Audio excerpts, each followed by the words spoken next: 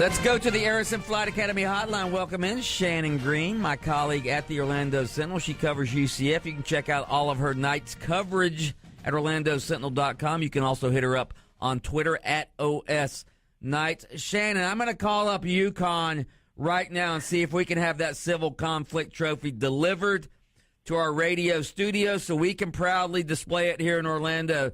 Shannon, did you see the civil conflict? Actually, I know you saw it because you took a picture of it, did you not? I took a picture of it a couple years ago when it was in Orlando, but I didn't take a picture of it yesterday. I just saw it from a distance. Oh, okay. You tweeted about it, though. Yeah. Yeah. Why do you think they didn't bring the trophy home? Because they don't care. I mean, it's pretty cut and dry. I just think they don't really care about the rivalry. I know, they're going to give coach speak and say, every game is a rivalry, yada, yada, yada. I just think they don't really care about this rivalry at all. I have a theory. I don't think it's they don't care about the rivalry. I don't think that they like Scott Frost he's serious about his football, obviously, as are most coaches. I don't think he likes the fact that this rivalry has become the trophy's become sort of a laughing stock or a punchline trophy, if you will. Yeah, well, two people have to be in agreement about what a rivalry is, and only one person seemed to think this was a rivalry. How impressed were you with Mackenzie Milton going up on the road in some adverse conditions and playing as well as he did? I think that was a great game by him. And I think, to me, what was most impressive was he didn't turn the ball over.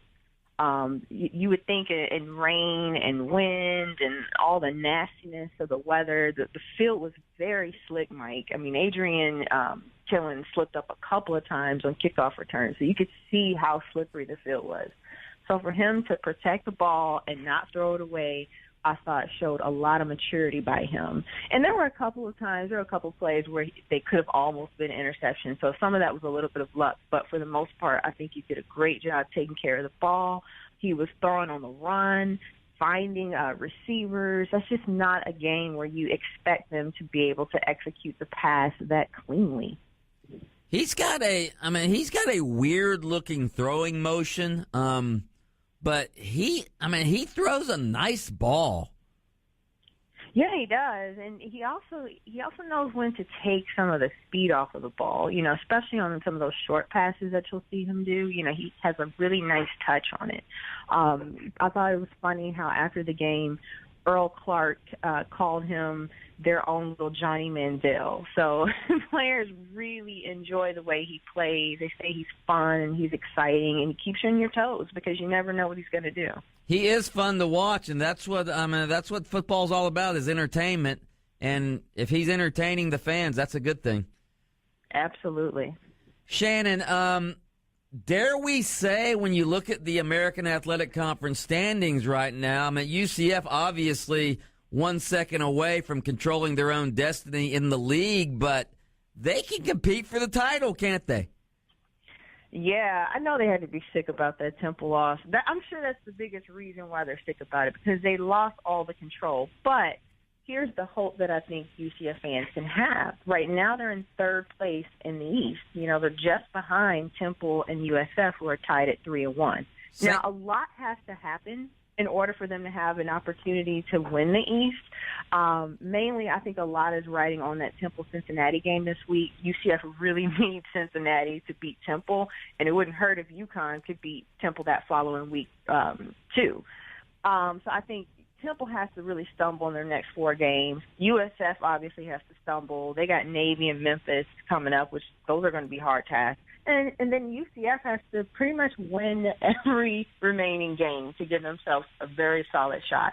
Houston is very vulnerable this week, so you never know what could happen in that game. Cincinnati could be a challenge, but they play them at home. After that, they get to ride out the rest of their games at home. Tulane, which was the rescheduled game, Cincinnati, Tulsa, and then USF is the only other remaining road game in Tampa, but it's not that far. It's just like a couple hours down the road. So they've got a tough road, but it's not impossible for it to happen.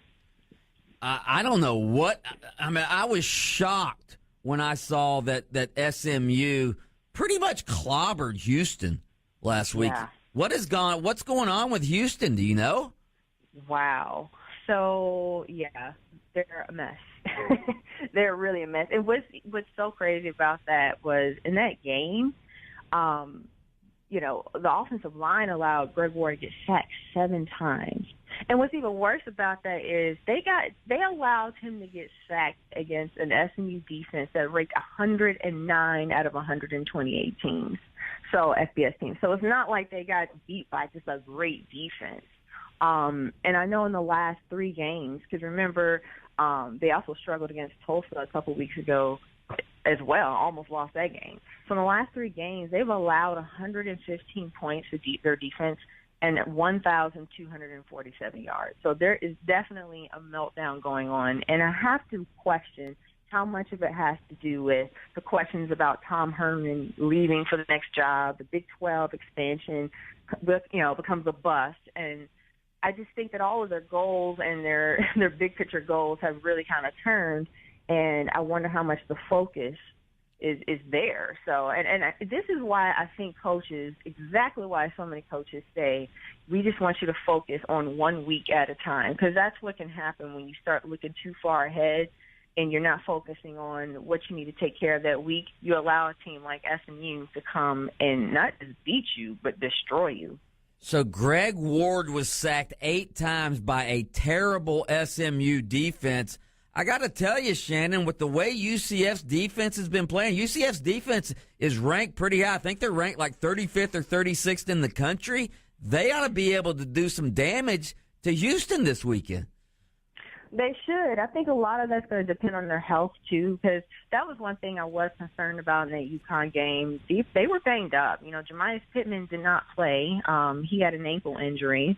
And then Tristan Hill took a really bad hit in that game, and he needed 2 trainers to help him get to the training room. So we didn't think that he was going to return to the game. But like he rose up and went back in the game and finished it out, and they rotated him, but he did go back. Joey Connors also left the game with what appeared to be a left ankle injury. Now, obviously, we don't get updates on the injuries because of Scott Frost's policy, so we don't really know exactly where things stand right now, but I know they are a little bit banged up in a lot of different positions, and Frost said that they're going to start, taking some of the pads off in the middle of practice and kind of going a little bit lighter just to preserve their health. We're so shallow as sports media people. I'm not talking about you. I'm talking about me mainly, but we always talk about UCF's offense and Mackenzie Milton and Scott Frost and the UCF fast offense. It's actually their defense this season that's been carrying them. Their offense is not really ranked very high nationally. Their defense has been much better than their offense this year. Oh, absolutely. And I know I've talked about that for weeks, that defense. And Eric Shenander, what he has done has been, he deserves a trophy. He deserves a trophy for how he's been coaching that defense. Putting guys in positions that really exploit their talent, like moving Shaquem Griffin to linebacker from safety, pulling up Mark Rucker, someone that really didn't get used a lot. Making him a dominant linebacker. Dimitri Brim, I just think he's been able to find things that, were there and just put them in positions to succeed. And the defensive line, the linebackers have been playing well. The secondary, I think the secondary to me out of all 3 phases of the defense has been probably not as strong as the linebackers and the defensive line. But I think in that last game they definitely showed up because a lot of that game came down to them batting away some passes because it was similar to Temple in that it was coming down to the last minute where UConn could came back. And I think T.J. Mutcherson and Drico Johnson had a great game. So I think for the most part, that has definitely been what's carried them throughout the season. There's no question about that. Nobody covers UCF like Shannon Green. You can read all of her UCF coverage, including this weekend's game, monumental game at Houston, high noon kickoff. She'll be on the Twitter machine as well. Check her out at OrlandoSentinel.com. Thanks, Shannon. Thanks, Mike.